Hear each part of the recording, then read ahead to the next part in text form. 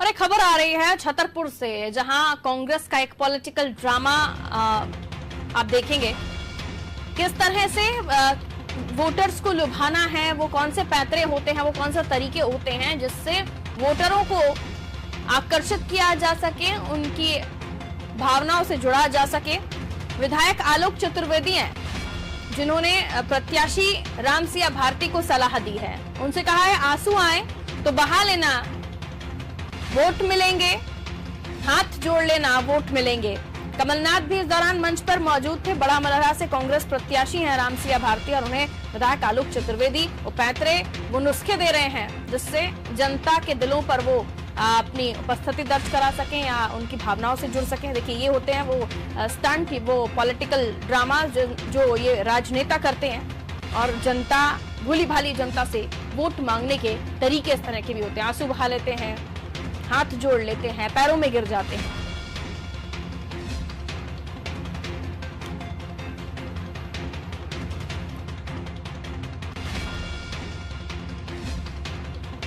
तो ये कोई पहली बार नहीं है, ये कहा जरूर पहली बार गया होगा किसी विधायक की तरफ से।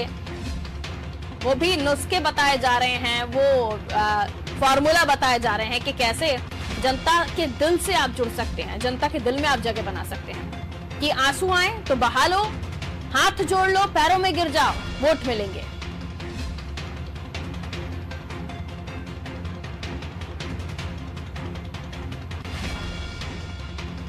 और हमारे एसोसिएट एडिटर प्रभु पटेरिया जी हमारे साथ इस वक्त फोन लाइन पर मौजूद हैं।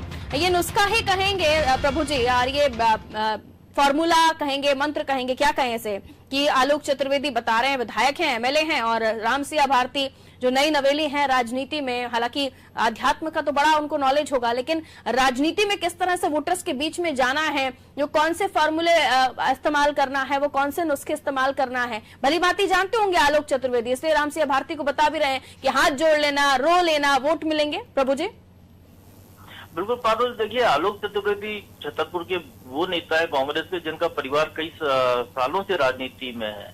उनकी मां सांसद रही हैं। सतरज चतुर्वेदी के परिवार से हैं वो, जिसके जो परिवार कई सालों से राजनीति में रहा है और ये खुद ही चुनाव लड़ चुके हैं। तो इनको मालूम है चुनाव लड़ने के क्या दांव पेच होते हैं, किस तरीके से वोटरों को लुभाया जाता है, कैसे प्रलोभन दिया जाता है। कुछ चूंकि रामसिया भारती पहली बार चुनाव लड़ रही है, पिछले चुनाव में जरूर उन्होंने कांग्रेस के लिए प्रचार किया था, लेकिन चूंकि उनका भगवा माना है, साध्वी का स्वरूप है और बड़ा मलहरा वो क्षेत्र है जिसको उमा भारती का घर माना जाता है। उमा भारती वहां से चुनाव लड़ी थी, उमा भारती की सीट मानी जाती है और अभी कुछ दिन पहले उमा भारती वहां पर गई भी थी चुनाव प्रचार करने के लिए भाजपा प्रत्याशी के पक्ष में। तो शायद वहां पे मंच से जो कुछ कहा गया हो तो उसको लेकर आलोक चतुर्वेदी उनको ये समझाइश दे रहे थे कि आप पर जिस तरह के आरोप लगाए जा रहे हैं तो उसको लेकर मंच पर जब आप भाषण दे रही है तो कुछ आंसू बहा लेना। अब देखिए कि जिस तरीके से इमरती देवी अपने भाषणों में लगातार रो रही हैं, जिस तरीके से वो कह रही हैं, आइटम जो वो शब्द उनके लिए प्रयोग किया गया था कमलनाथ जी के द्वारा, उसको लेकर बार बार हर मंच पर वो जब भी जिक्र होता है वो आंसू बहाने लगती है। तो एक तरीके से मतदाताओं तक अपनी बात पहुंचाने की हम आहत है और अपनी भावनाओं से, अपने गम से मतदाताओं को जोड़कर वोट में कन्वर्ट करने का एक जो खेल है वो कोशिश यहाँ पर है। और रामसिया भारती चूंकि नई नवेली है इसलिए उनको समझाइश देते हुए आलोक चतुर्वेदी यहाँ पर कैमरे में कैद हो गए।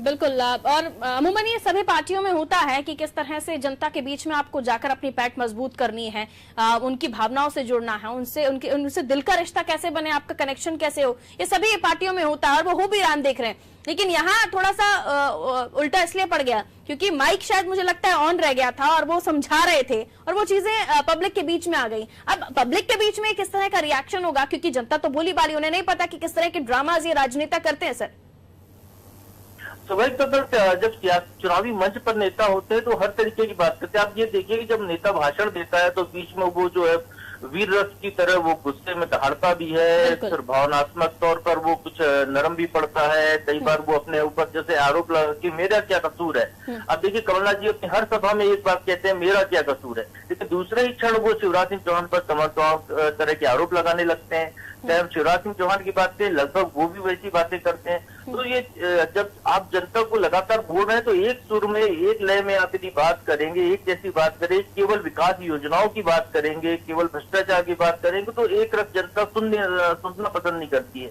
तो उसको अपने भावनाओं से जोड़ना, उसको ये आत्मसात कराना, उसको ये ज्ञान कराना कि हम आपके प्रतीक हैं और हमारे ऊपर जो आक्षेप लगाए गए हैं वो आप पर आक्षेप है।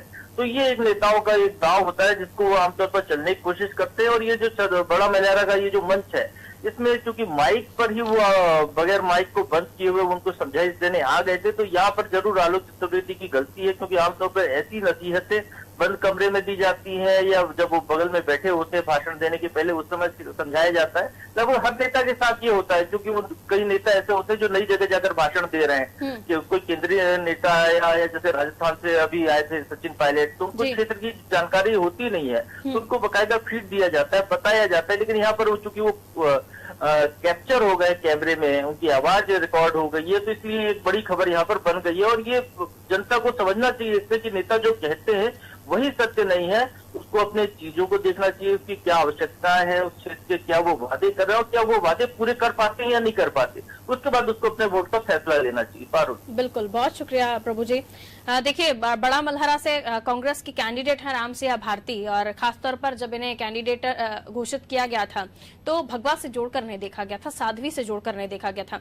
लेकिन दिक्कत यह हो गई कि जब आलोक चतुर्वेदी समझा रहे थे कि रो लेना, गा लेना, पैर पड़ लेना, आंसू बहा लेना, ये सारी चीजें वो बंद कमरे में समझाते तो ज्यादा अच्छा होता, लेकिन मंच पर समझा रहे थे और गलती से माइक ऑन रह गया। सुनिए क्या कह रहे थे आलोक चतुर्वेदी, या खुशफुसा रहे थे कान में आलोक चतुर्वेदी जो माइक ने पकड़ लिया।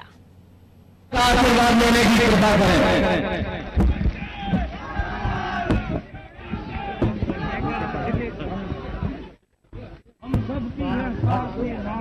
हमारे ऊपर जैसे आरोप लगाया जा रहा है कि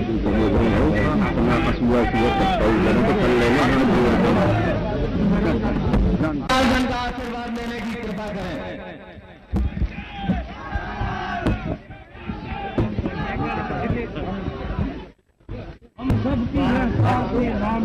हमारे ऊपर जैसे आरोप लगाया जा रहा है कि